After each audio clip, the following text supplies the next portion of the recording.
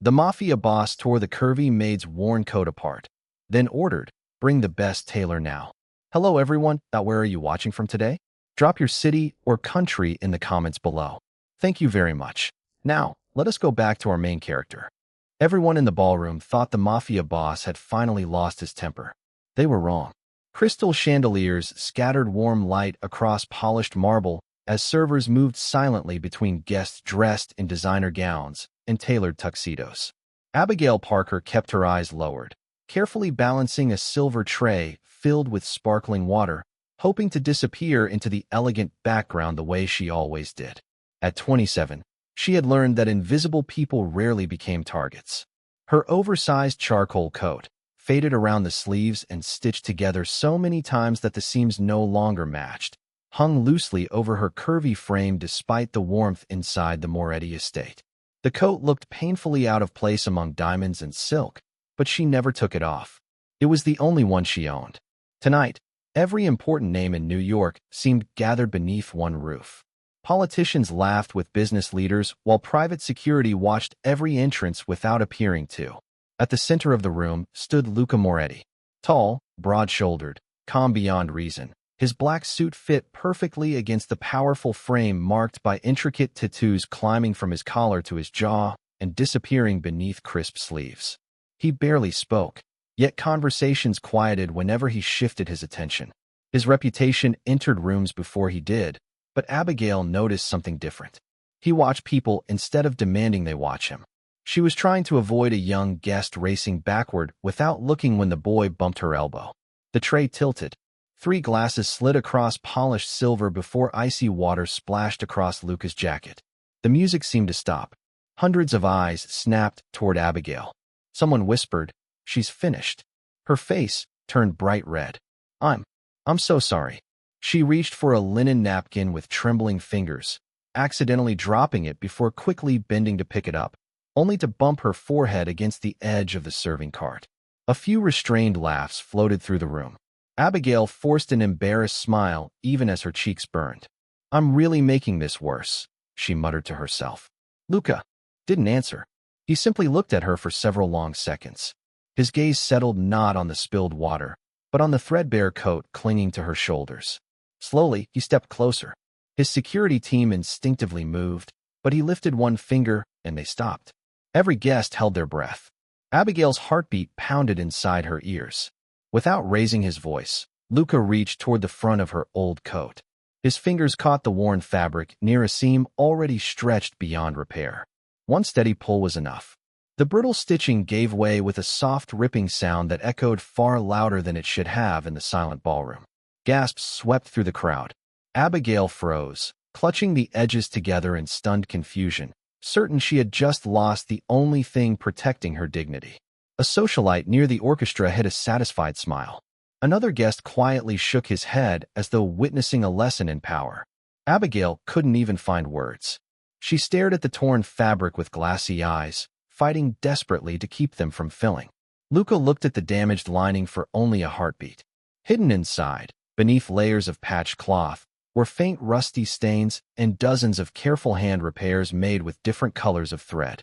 His expression changed almost too subtly to notice. Not anger, not disappointment, recognition. He turned toward his head of security with the same composed voice he used to discuss business. "Call Matteo." The room remained silent. "Tell him to bring the best tailor in Manhattan." Immediately, confused murmurs spread across the ballroom as Abigail looked up at him.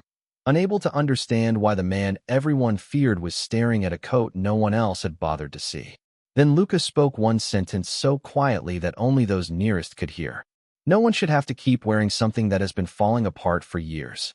Abigail's breath caught, because for the first time in a very long time, she realized he might not have been talking about the coat at all. Abigail stood motionless as conversations slowly returned around the ballroom, except now every whisper carried her name. She instinctively pulled the torn edges of her coat together, hoping to hide the worn lining that had been exposed before hundreds of strangers. Instead of elegant fabric, there were uneven patches stitched by hand with blue, gray, and even white thread. Some repairs looked years apart, each one telling a story no one had ever bothered to ask about.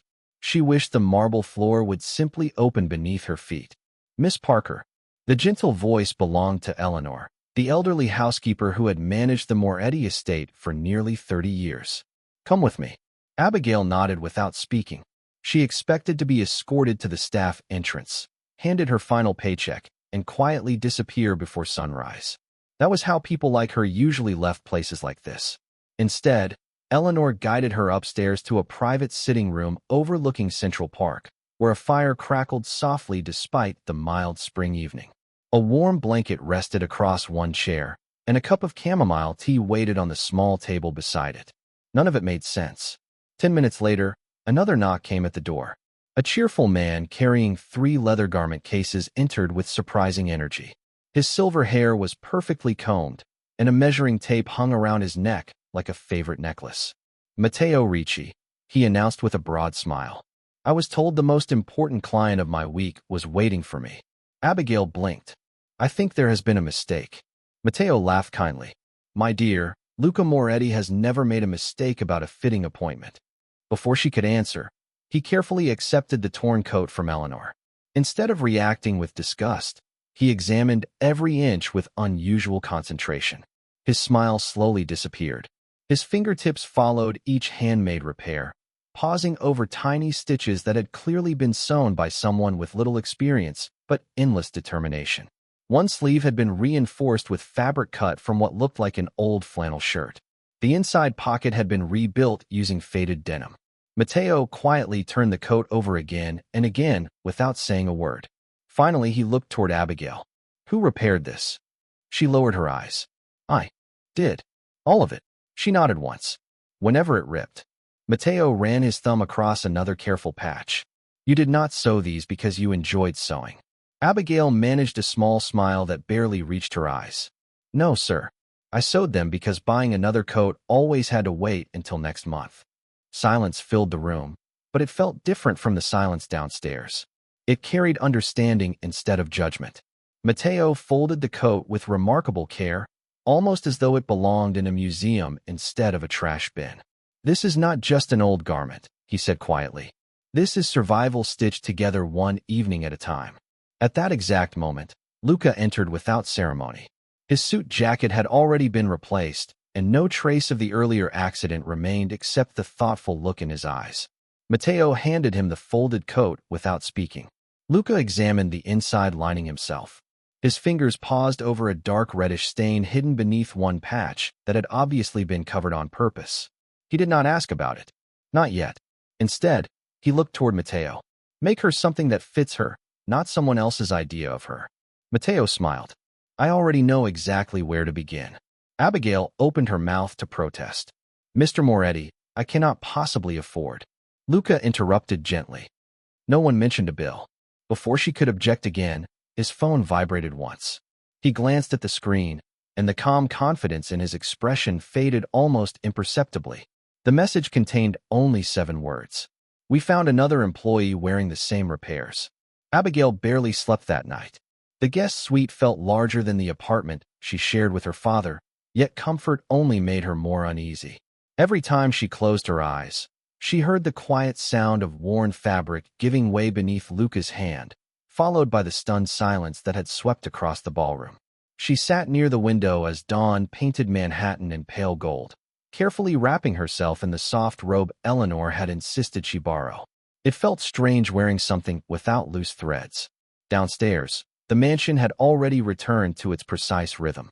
Staff members moved through wide hallways with practiced efficiency, but something had changed. They no longer glanced at Abigail with pity. Instead, curiosity followed her wherever she walked. Some smiled politely. Others looked away before their eyes met hers. Rumors traveled faster than elevators inside a house like this. Eleanor placed a warm plate of pancakes in front of her. Eat while they are still hot. Abigail looked embarrassed. I should be working. The older woman poured fresh coffee into a white porcelain cup. Mr. Moretti disagrees. Abigail sighed softly. I still do not understand why any of this is happening. Eleanor smiled without answering. Neither did I the first time he surprised someone. Across town, Lucas stood inside a quiet conference room where several trusted members of his organization waited around a long walnut table. Instead of discussing business contracts, a row of employee records covered the polished surface. Each file belonged to someone who worked inside the estate. Beside them rested photographs of old uniforms, faded shoes, repaired handbags, and winter coats that had obviously lasted years longer than they should have. Every one of these employees receives the same salary listed in payroll, one investigator reported. But their actual deposits are consistently smaller. Luca rested one hand on the table. How much? Between $150 and $300 every pay period. No one spoke for several seconds. The missing money seemed insignificant to wealthy executives, but everyone in the room understood what it meant to employees living paycheck to paycheck. Who approved the deductions? Luca asked calmly. The records point toward human resources, but every authorization carries valid electronic signatures. Forged? Possibly. Luca studied the documents before sliding one photograph forward.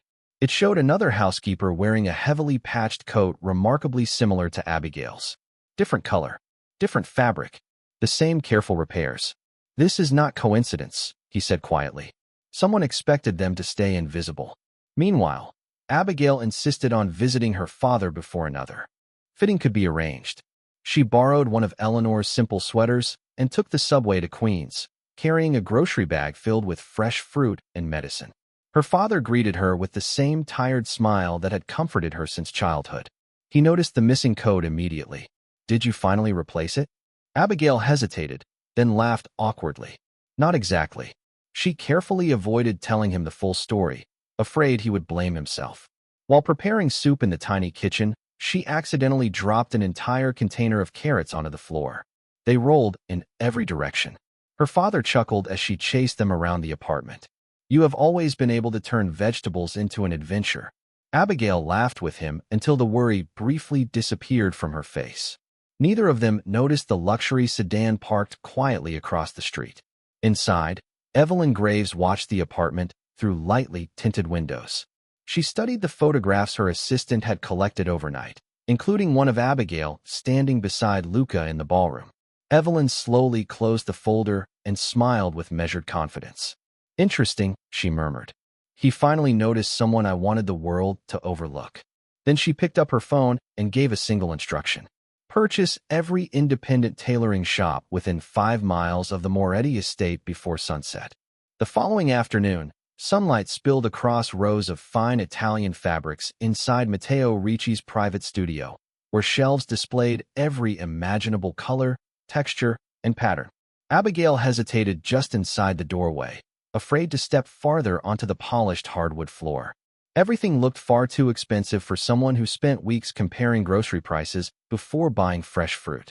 Matteo greeted her with the same cheerful warmth as before. Today, we are not making clothes. We are discovering who you have been hiding from. Abigail laughed nervously. That sounds much harder than sewing. He smiled. Usually it is. Bolts of cashmere, wool, cotton, and linen covered a large work table. Matteo placed several pieces in front of her without offering advice. Touch them. She looked confused, but reached out anyway. Her fingers drifted across one smooth fabric before moving almost immediately toward a simple navy wool blend resting quietly in the corner.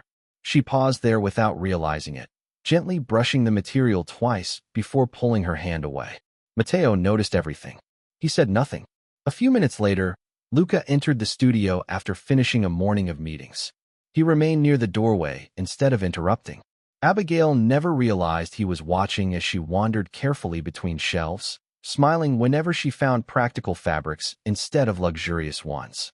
She ignored the glittering embellishments and expensive imported lace, stopping instead beside durable materials that looked comfortable enough for everyday life.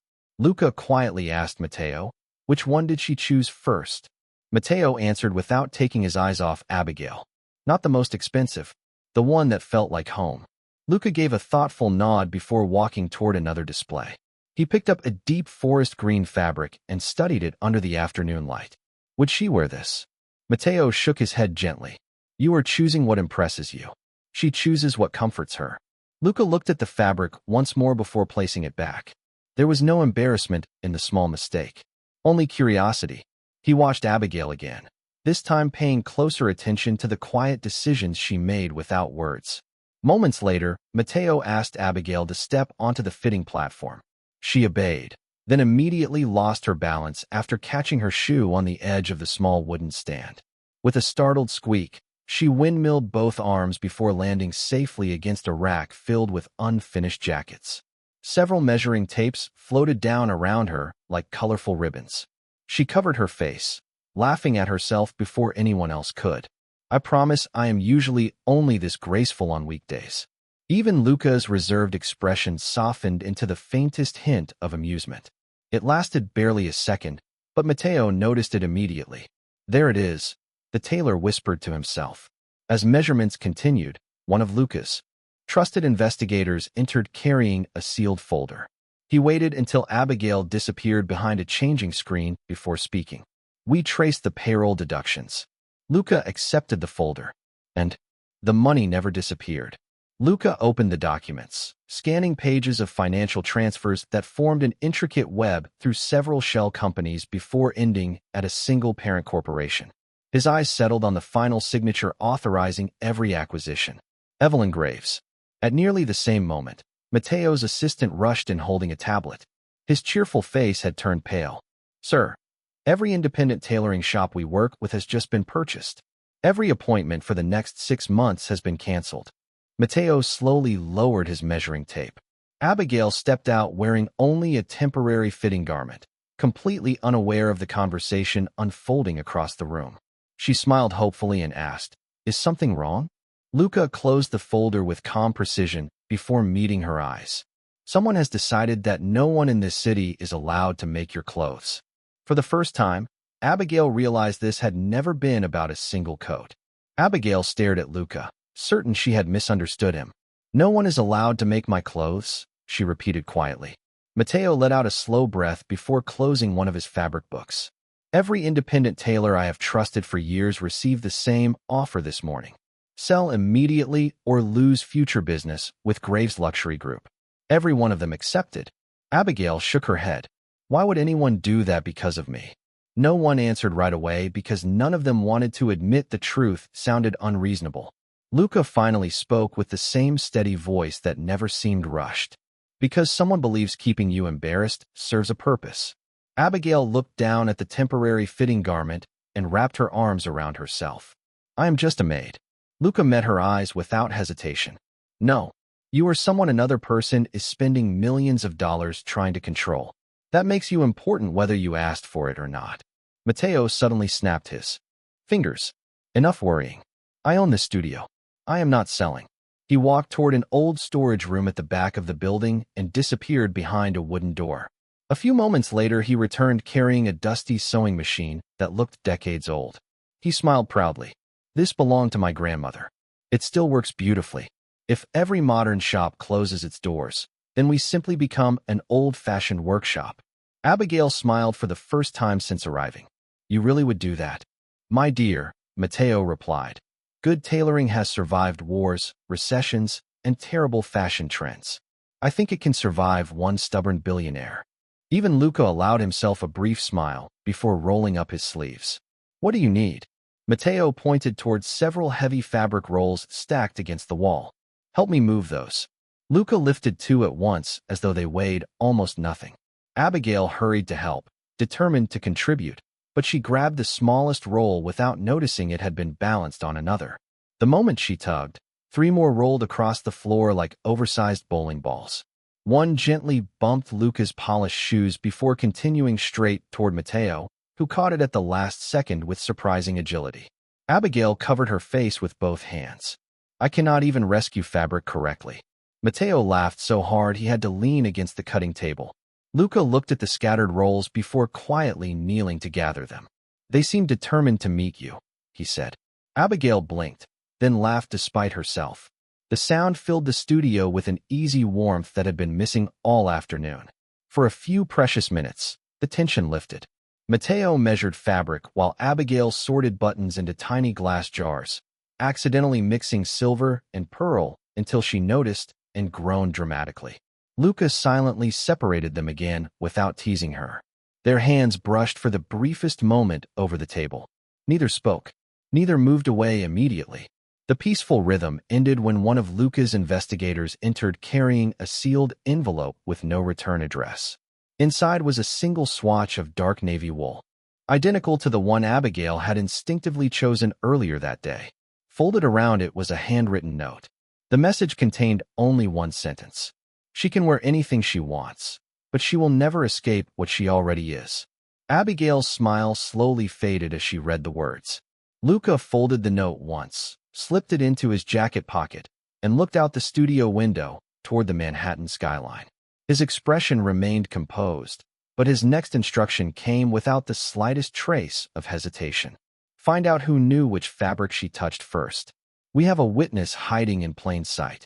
The anonymous note stayed in Luca's jacket pocket throughout the evening, not because he intended to keep it, but because he wanted to remember every word. Whoever had written it had known exactly which fabric Abigail had reached for before anyone else had spoken. That was not luck. Someone had been watching inside Matteo's studio. While Abigail helped organize shelves before heading home, Luca quietly reviewed the security footage from every camera in the building. Matteo stood beside him with folded arms, studying the screens frame by frame. Customers entered and left. Delivery workers carried boxes through the rear entrance. An apprentice measured fabric near the windows. Everything appeared ordinary until Matteo suddenly tapped the monitor. Pause it.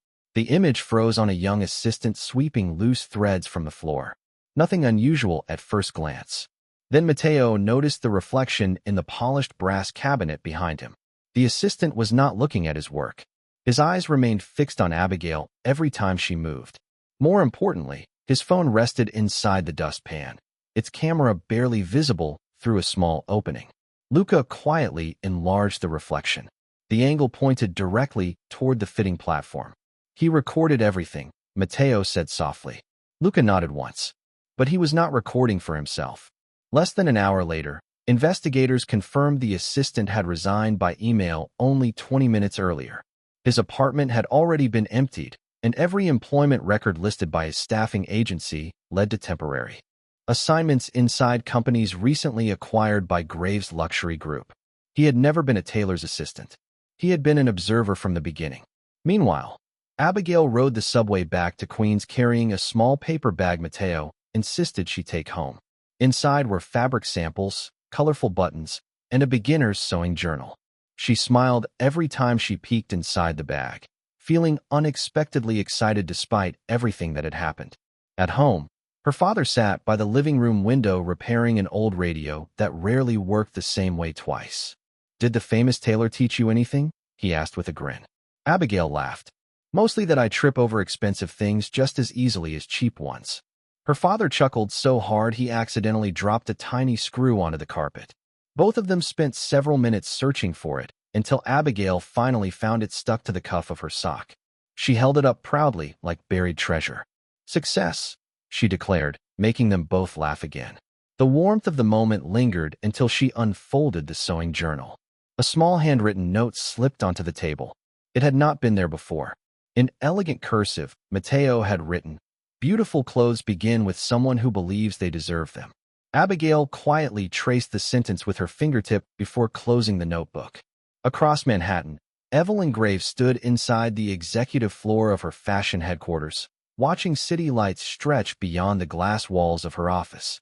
Her assistant entered carrying a tablet. The observer completed his assignment before leaving. Evelyn nodded. "And Mr. Moretti?" He identified the leak much faster than expected. A faint smile appeared. "Good. Intelligent opponents make better decisions under pressure." She opened a locked drawer and removed an old black and white photograph showing a modest neighborhood sewing shop from decades earlier. Standing in front of the storefront was a smiling woman holding a measuring tape around her neck. Evelyn looked at the photograph for several quiet seconds before whispering, "You always believed clothing could restore dignity." She turned the picture over. On the back, written in faded ink, was a single name that made her expression soften for the first time. Maria Moretti. At that exact moment, Luca received an unexpected call from Matteo. The tailor's usually cheerful voice sounded almost reverent. "I found something hidden inside the sleeve of Abigail's old coat. You need to see it before anyone else does." Matteo rarely sounded shaken, which was exactly why Luca arrived at the studio less than 20 minutes after receiving the call. The old tailor had already spread Abigail's repaired coat across a large cutting table under bright work lights. Every patch had been carefully opened and documented before being stitched loosely back into place. Matteo did not speak immediately. Instead, he lifted the left sleeve and pointed toward the inside seam. "I only noticed because the stitching changed halfway through," he said quietly. "Someone else repaired this section years ago." Luca leaned closer. Hidden beneath a layer of faded fabric was a tiny embroidered symbol no larger than a dime. It was not a designer label. It was a hand-sewn crest made from deep blue thread shaped like a small wildflower. Matteo opened an old reference book from his personal library and carefully turned several yellowed pages before stopping. The same symbol appeared in a photograph taken more than 30 years earlier. "This was the signature your mother used whenever she repaired clothing for families who could not afford new coats," Matteo explained. Luca remained silent as he studied the picture. Maria Moretti had never placed her name inside garments. She believed kindness did not need applause. The little blue flower had been her only mark, stitched where almost no one would ever find it. "My mother repaired Abigail's coat?" Luca asked. Matteo slowly shook his head. "Not this coat. An earlier sleeve. Someone removed it from another garment and reused the fabric years later." Luca looked back at the worn cloth. That meant Abigail had unknowingly carried a small piece of his mother's work through countless winters without either of them realizing it. Across Queens, Abigail spent her afternoon practicing simple stitches from the sewing journal Matteo had given her. The first line wandered sideways. The second looked even worse. By the fourth attempt, she accidentally stitched the practice fabric to her own sleeve. She stared at it for 2 full seconds before laughing at herself. Her father laughed even harder. "Congratulations," he said between chuckles. "You invented wearable furniture." Abigail carefully untangled herself, still smiling. "Maybe I should leave sewing to professionals." "No," her father replied warmly. "The first pancake is always ugly." She raised one eyebrow. "That saying works for sewing too?" "Today it does." The laughter faded when someone knocked gently at the apartment door. Abigail opened it to find Eleanor standing in the hallway with 2 neatly packed dinner containers. "Mr. Moretti thought you and your father might appreciate a proper meal tonight," she said kindly. Abigail looked surprised. "He remembered my father?" Eleanor smiled. "He remembers more than people realize." Later that evening, while Abigail washed the empty containers before returning them, Lucas stood alone in his late mother's private library inside the estate. Dust floated through the warm light as he opened an old wooden chest that had not been touched in years. Inside rested dozens of fabric scraps, handwritten measurements, and photographs of smiling families wearing repaired winter coats. Every picture carried the same tiny blue flower stitched somewhere out of sight. One photograph caused him to stop breathing for just a moment.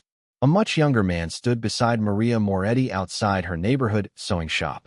The man's arm rested protectively around a little girl with bright eyes and an oversized smile. Luca recognized the man immediately. It was Abigail's father. Before he could examine the photograph further, his phone vibrated with an incoming message from his investigator. The payroll investigation had uncovered another hidden transfer, but this one had not gone to Evelyn Graves. It had been deposited every month for nearly 20 years into a private charitable trust created under Maria Moretti's name, suggesting someone had been quietly preserving her unfinished promise long after she was gone. The discovery inside his mother's library stayed with Luca long after midnight. He placed the faded photograph beside the tiny blue flower stitched into the salvaged sleeve and studied both in silence. Maria Moretti stood beside a younger version of Abigail's father, smiling as though they had shared a promise no amount of time had erased. On the back of the picture, written in his mother's graceful handwriting, were 8 simple words. "Harold Parker never lets anyone face winter alone." Luca quietly repeated the sentence before slipping the photograph into a protective folder. The next morning, he drove to Queens alone without his usual convoy. He preferred answers over unnecessary attention. Abigail answered the door wearing an oversized apron dusted with flour. A streak of white powder crossed the tip of her nose. She looked startled for half a second before realizing who stood outside. "Mr. Moretti?" she asked. "I was trying to bake blueberry muffins." At that exact moment, a loud beep came from the kitchen. Abigail's eyes widened. Oh no. She rushed away, nearly tripping over the edge of a small rug before catching herself against the wall. Luca followed at a calm pace. Inside the apartment, a tray of muffins leaned at an unfortunate angle because Abigail had forgotten to level the baking pan. Half the batter had merged into one enormous muffin, while the rest had become tiny, uneven circles. Harold Parker laughed so hard, he had to steady himself on the kitchen counter. Looks like one giant muffin adopted 6 little ones. Abigail covered her face with both hands. I followed the recipe exactly. Luca examined the pan with complete seriousness before picking up the largest muffin. It still smells good. Abigail looked at him suspiciously. You are just being polite. He broke off a piece, tasted it, then nodded thoughtfully. The shape is confused. The flavor is not. Harold burst into another fit of laughter while Abigail finally gave up and laughed with him. For a few peaceful minutes, the apartment felt wonderfully ordinary. After breakfast, Harold noticed the old photograph in Luca's folder. His smile slowly faded. Where did you find that? Luca placed it gently on the kitchen table. My mother's library. Harold lowered himself into a chair, his fingers resting lightly on the edge of the picture. Maria never wanted anyone to know how many families she helped. He looked toward Abigail with quiet affection. When your mother passed away, she repaired our winter coats every year without charging a penny. She said dignity should never depend on a paycheck. Abigail stared at him in complete surprise. Why did you never tell me? Harold smiled sadly.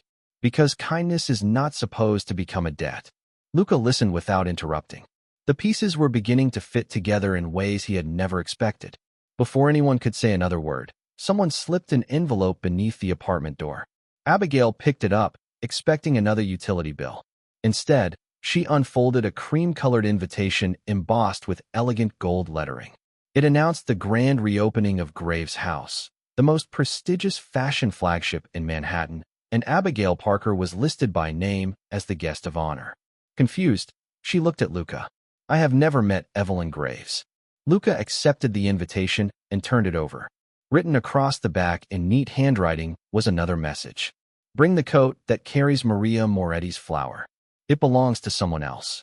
The room fell silent as every answer they had uncovered suddenly became part of a much larger mystery.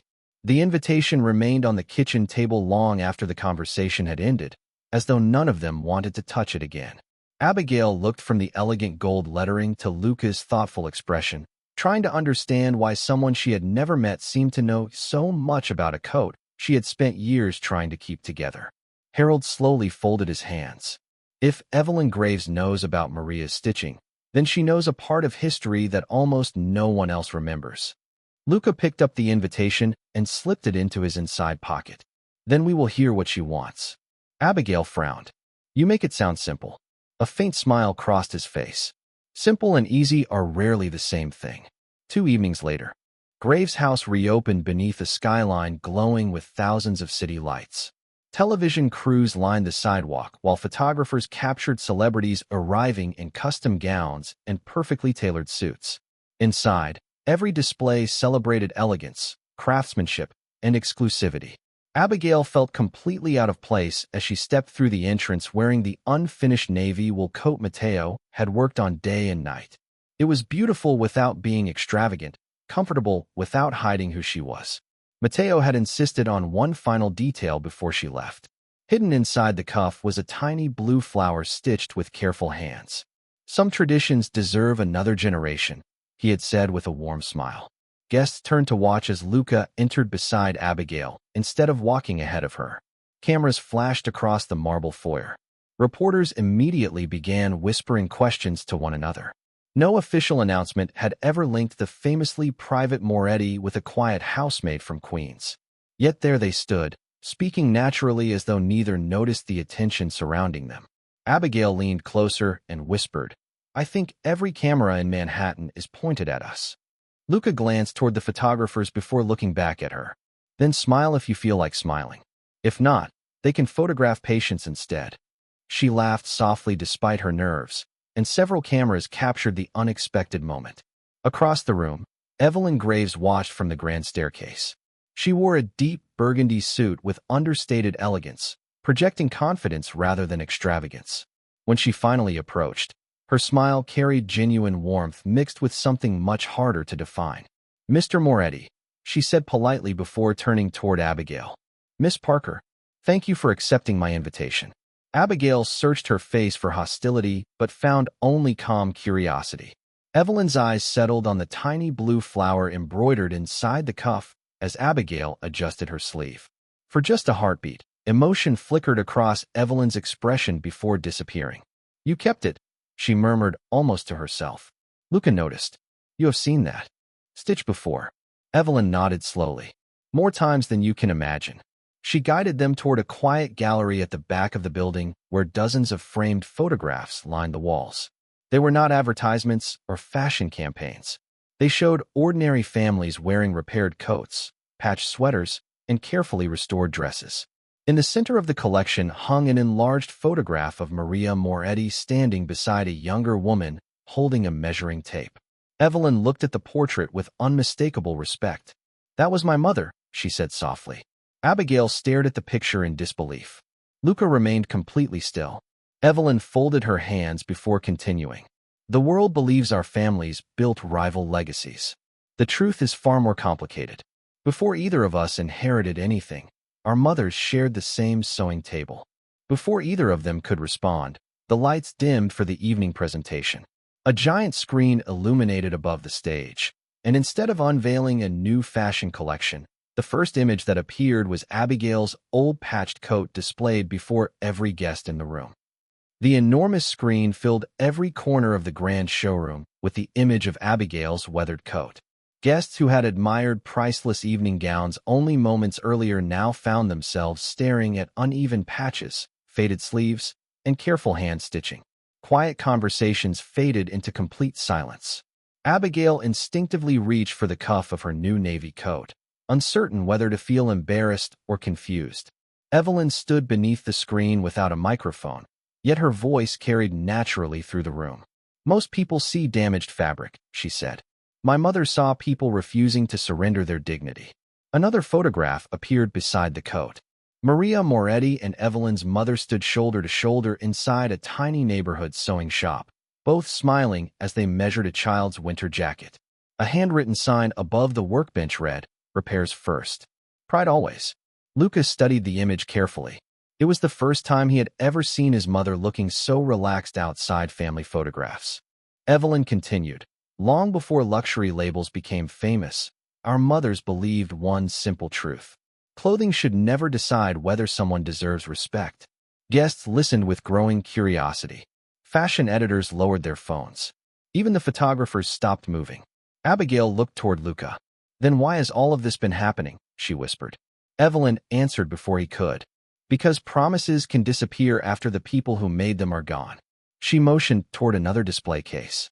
Inside rested an old ledger filled with handwritten names, measurements, and notes. Every page documented coats repaired without charge for struggling families across New York. Harold Parker's name appeared again and again over several winters. Abigail's eyes slowly filled with emotion. "My father never told me any of this." "Because neither of our mothers wanted gratitude," Evelyn replied gently. "They wanted the kindness to continue." Luca's attention shifted toward the final pages of the ledger. The entries suddenly stopped 20 years earlier. Something interrupted their work. Evelyn nodded. They planned to open a community tailoring school together. After Maria passed away, everything changed. Investors wanted profit. Charitable projects quietly disappeared. She looked around the elegant showroom before taking a slow breath. "I built Graves' house because I believed I could restore their dream after earning enough influence. Instead, I became so focused on building an empire that I forgot why it mattered." Abigail remained silent, searching Evelyn's face for deception. Instead, she found regret that had clearly taken years to surface. Before anyone could respond, several reporters hurried inside carrying breaking news alerts.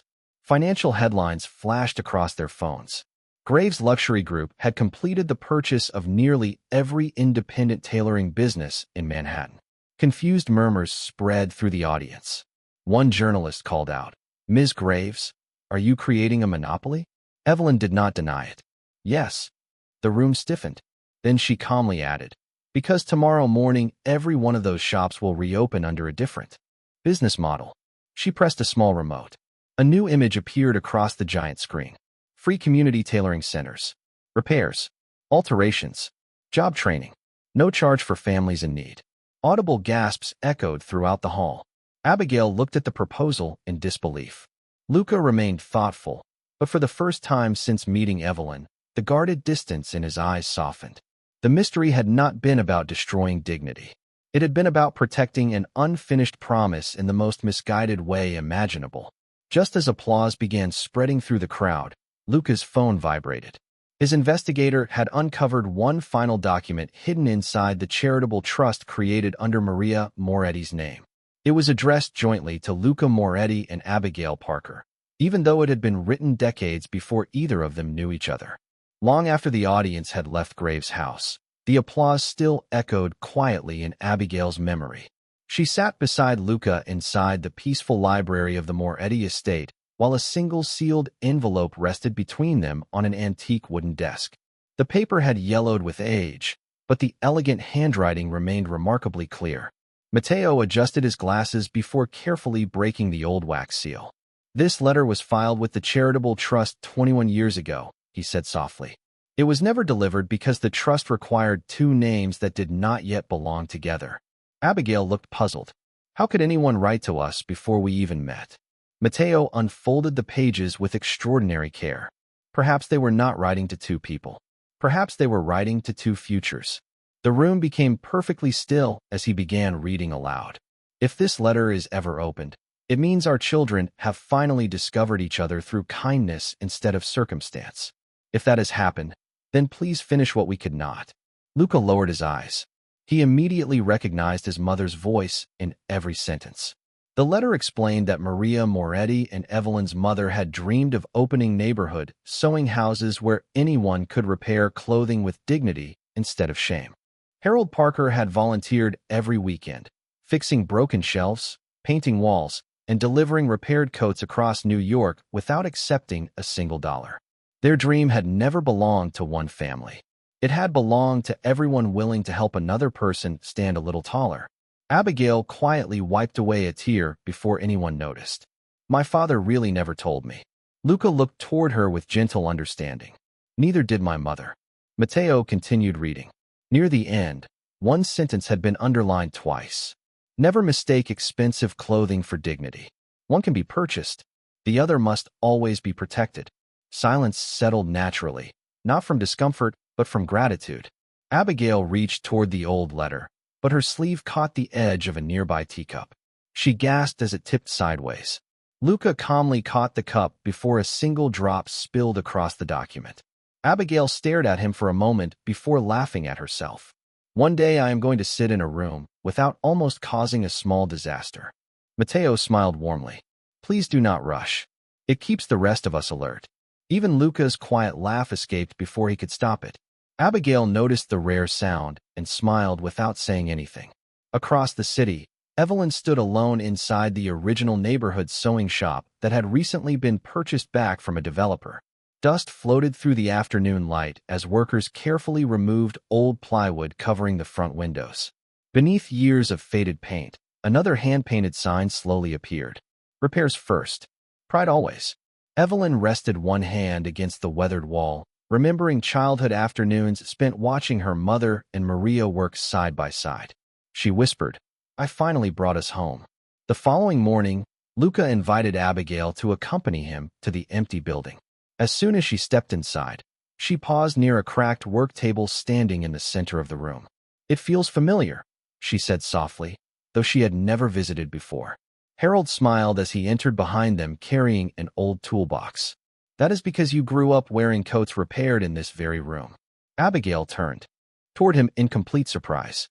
Harold slowly nodded. "Your mother volunteered here before you were born. She met Maria on her first day." Before anyone could absorb the revelation, an elderly male carrier walked through the open doorway carrying a small package wrapped in brown paper. "Delivery for Miss Abigail Parker," he announced. Inside rested a simple brass key attached to a handwritten tag bearing only 6 words. "The first sewing house is yours now." Abigail turned the small brass key over in her hand again and again as sunlight streamed through the dusty windows of the old sewing house. It felt surprisingly heavy, not because of the metal itself, but because of everything it represented. She looked around the quiet room where worn wooden tables, vintage sewing machines, and shelves waiting to be filled seemed frozen in time. "I do not think I am the right person for this," she admitted softly. Harold smiled with the patient expression that had carried her through countless difficult days. "That is exactly why you are." She looked confused. People who chase power usually should not have it.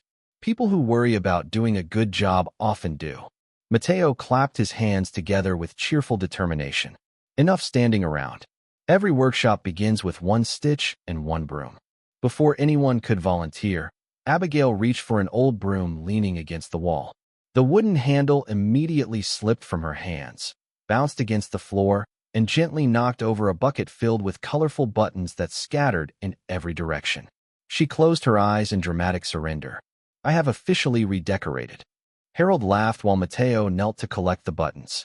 Lucas silently crouched beside them, gathering handfuls of blue, silver, and pearl pieces into a small tin box. Abigail looked at him with an apologetic smile. "I am starting to think I create extra work wherever I go." Luca placed the final button into the container before meeting her eyes. "No, you create reasons for people to work together." The simple sentence stayed with her long after the room became quiet again. Over the following weeks, the abandoned building slowly transformed into something warm and welcoming. Volunteers painted faded walls. Retired tailors donated tools they no longer used. Local families arrived carrying winter coats, school uniforms, backpacks, and dresses that deserved another chance instead of another landfill.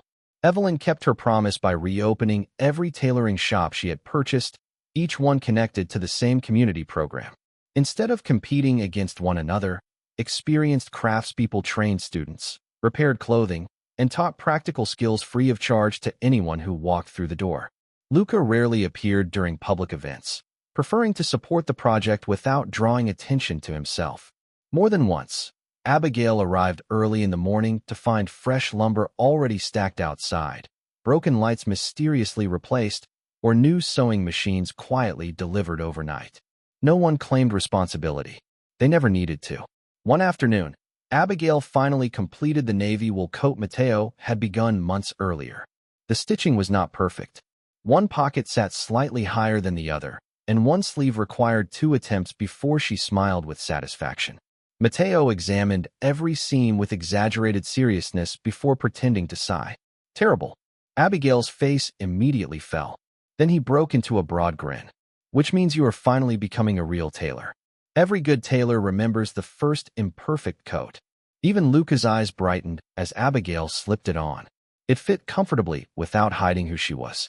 For the first time in years, she stood a little straighter without realizing it. As everyone admired the finished coat, Eleanor entered carrying an official envelope from New York City. Abigail carefully opened it, expecting another permit or inspection notice. The grand opening ceremony would take place in 3 months, and Abigail Parker had been chosen to deliver the opening speech on behalf of every family whose dignity had once been stitched back together. Several months later, the old sewing house no longer looked forgotten. Morning sunlight poured through restored windows, laughter drifted onto the sidewalk, and a hand-painted sign above the entrance welcomed everyone with the same promise Maria Moretti and Evelyn's mother had written decades earlier. Repairs first. Pride always. Families lined up carrying winter coats, school uniforms, backpacks, and wedding dresses that deserved another chance. Inside, experienced volunteers worked beside teenagers learning their very first stitches, proving that kindness could be taught one careful thread at a time. Abigail stood near the front entrance wearing the navy wool coat she had finished with her own hands. She still noticed the slightly uneven pocket every time she put it on, but she had stopped apologizing for it. It reminded her that growth was never flawless. She smiled as a little girl proudly held up a patched pink jacket and spun in a slow circle. "It looks brand new," the child whispered. Abigail knelt beside her with a warm grin. "No, it looks like it belongs to you." Across the room, Harold quietly repaired an elderly veteran's coat while sharing stories that made everyone nearby laugh. Mateo wandered between sewing stations pretending to inspect every project with impossible standards before secretly praising each student the moment they looked discouraged. Eleanor welcomed visitors with fresh coffee and homemade cookies, insisting nobody should make important decisions on an empty stomach. Even Evelyn looked different now. The sharp distance that had once surrounded her had softened into quiet purpose. She spent more time teaching young apprentices than speaking at business conferences, and every tailoring center she had reopened had become a place where skill mattered more than status. Later that afternoon, city officials gathered outside for the dedication ceremony. Reporters returned with cameras, but this time they focused on smiling families instead of expensive fashion. When Abigail stepped onto the small wooden platform, she unfolded the speech she had practiced all week. She looked at the paper, smiled to herself, then folded it closed again. She no longer needed it. "I used to believe my old coat was something I had to hide," she said, her voice steady despite the large crowd. "I thought every patch meant I had failed somehow. Then someone looked at that coat and saw every day I refused to give up instead. That changed my life." She glanced toward Luca, who stood quietly near the back beside the doorway instead of the front row reserved for honored guests. Their eyes met for a brief moment. No grand declaration was necessary. Everything important had already been said through countless small acts of care. Abigail continued, "Every person who walks through these doors deserves to leave with more than repaired clothing. They deserve to leave believing they matter." The compassion and hope passed from one generation to the next. On the small brass plaque beneath the glass, only one sentence was engraved. "Sometimes the greatest act of strength is helping another person stand a little taller."